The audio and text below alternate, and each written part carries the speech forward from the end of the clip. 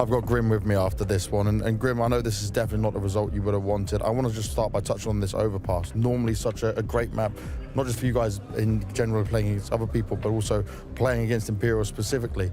You got off such a slow start even with getting the pistol. You won both pistols and just not enough rounds. What was missing today?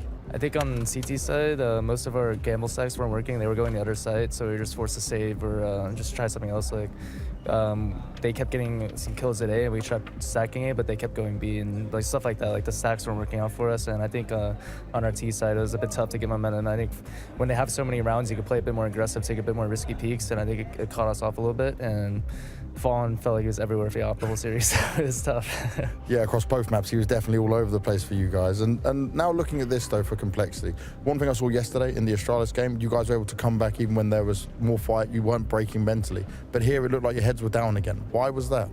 At least for me, I didn't feel like my head was too down. Like I kind of had like the same mentality as I did yesterday in the Astralis game personally. But it can just be like when you lose a couple unlucky rounds or something like that, or rounds that you think you should have won, or like you got shot in the back. Like it's kind of, they can make people a bit mad or upset. I mean, that's everyone. But I mean, at the end of the day, if you're a professional, you got to come in here, like, just understand that those rounds are going to happen and try to move on the best you can.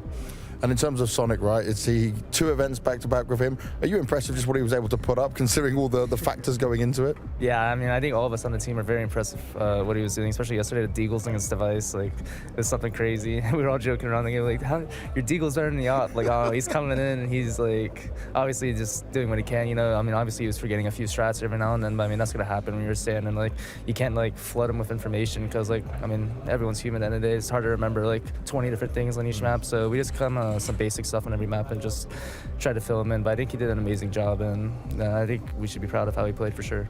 Now, obviously, we're going straight into the player break after this, some much-needed time off. Are we hoping to see you back in the complexity journey afterwards, Cream?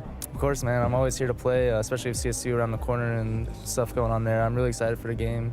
Obviously, undisputed show match king CS2. I'm just kidding. But, you know, I'm really looking forward to the game and the changes it will bring. So I'm going to be taking some time to reset with family, go home, see what's going on there, see my family, and just try to grind the most as I can. And hopefully when CS2 comes out, just grind it like best I can. So.